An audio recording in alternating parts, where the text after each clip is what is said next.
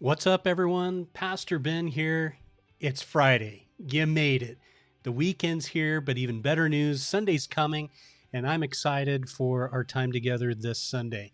And it's been a while since I've done one of these, and thought I would. I'm having to test out some stuff anyway. We've been having some issues with some of our live stream setup, and so this was another way for me to kind of test and see if that's working. But more importantly, just wanted to spend a few minutes with you on a Friday afternoon as we're getting ready for Sunday. So just excited about this weekend. Want to share a couple of things with you as we get ready for Sunday. The only announcements that I'm aware of is if you still have some of those baby bottles for the Crisis Pregnancy Center, that fundraiser that we've been doing, really need to get those back so we can get that raised money to them so they can put it to work. So if you still have one of those, would you try and remember to bring it with you on Sunday?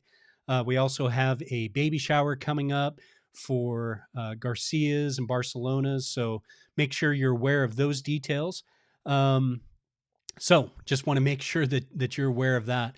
As we're getting ready for this Sunday, I want to share with you where we're going to be going and what we're going to be doing as we get ready for that time. We're going to be in Acts chapter 20. We're going to spend some time in verses 1 through 12. And I'm drawn back to the beginning of chapter 20. And I'm drawn back because the Lord kind of has a funny way of doing some of these things in our lives to really get us to pay attention. As many of you know, we were gone this last Sunday taking Emily back to school. We got some time to spend with Megan along the way there in Kansas, which was so good. Got to Nashville, got Emily moved in, saw Grace and spent some time with her as well. And then had the quiet car trip back, and just always gives you a lot of time to kind of think and reflect, and just kind of found myself in a kind of a frame of mind and reflecting on things, and it just wasn't all that great. I'll be honest with you. And in thinking about Sunday and this passage we're going through, a couple of verses that I've read through and read past and never gave them much thought. And then another verse towards the end of this passage caught my attention again. And so where my heart is, as previous to this last week, was in a different place than where it is now. So a couple of verses I want to share with you as just to kind of give you a heads up on where we're going and what we're going to be doing. Again, Acts chapter 20, verses 1 and 2, it says, when the uproar had ended, now this comes at the tail end of this near riot that had erupted in Ephesus.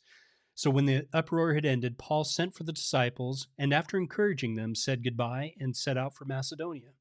He traveled through that area, speaking many words of encouragement to the people, and finally arrived in Greece, where he stayed 3 months. I've read through those verses a number of times and have caught that, he'd encouraged them, and many words of encouragement. And then I encourage you to read all this passage ahead of time, but we're going to read verses 1 through 12, down in verse 11. And this is after we're going to be talking about Eutychus falling asleep, falling out of the window. And so Paul runs down and wraps his arms around him, and he says, "Don't be alarmed, he's alive." And then he went upstairs and again broke bread and ate.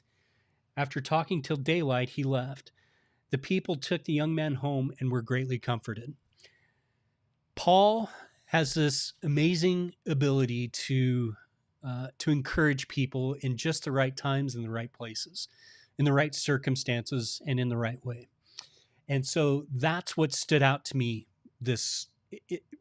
where my heart went, I guess, again this week, was in the way that Paul encouraged.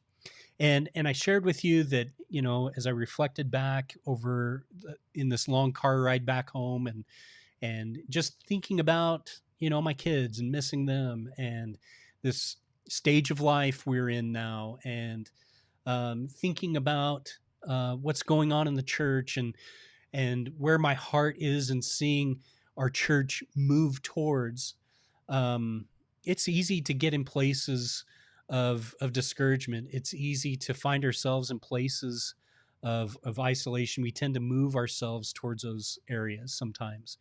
And so today, actually, had conversations with just the right people in my life.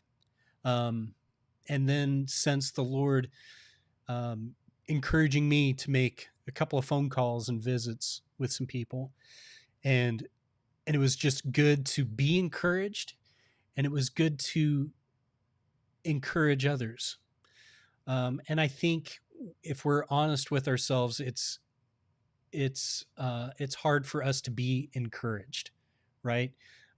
We When we get to a place where things are hard or difficult, or whatever's taking place, we tend to kind of withdraw. We tend to isolate, and the song "It's My Party and I'll Cry If I Want To" kind of comes to mind. If you don't know that song, you can look it up later. But these pity parties and these places where we just have some times of just stinking thinking, so to speak. And we need to have others kind of come around us at those times. And the Lord knows we need those. And so as we look at this passage, as I see what Paul does in strategically going out and seeing and visiting and encouraging people,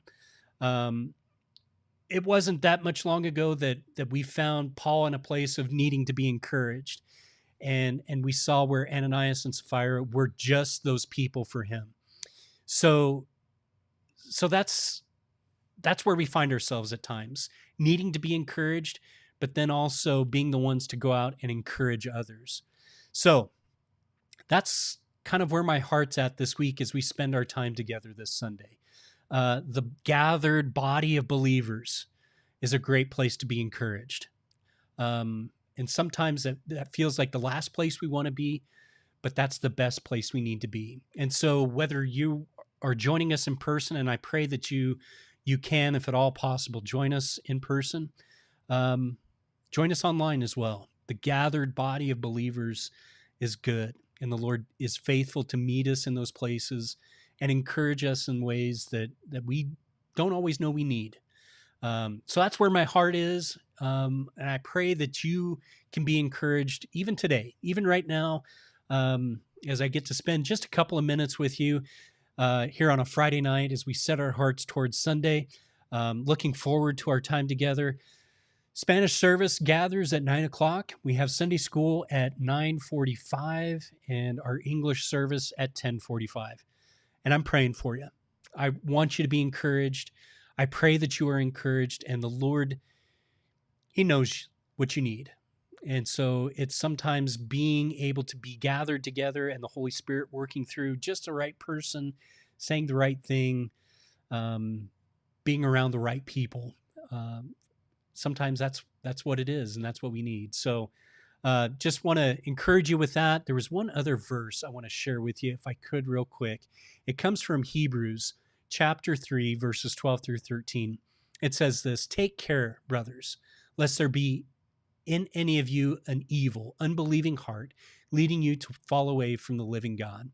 But exhort one another every day, as long as it is called today, that none of you may be hardened by the deceitfulness of sin." We need one another. We need each other. And so be an encouragement. Be sensitive to the Holy Spirit today and in the coming days and weeks and months, to be an encouragement. And sometimes we need to reach out to one another, be brave enough to say, I'm having kind of a hard time. I need to be encouraged. And we need to be available to those around us. So anyway, I'm going to keep rambling if I don't stop now, but excited to gather with you this Sunday. Looking forward to it.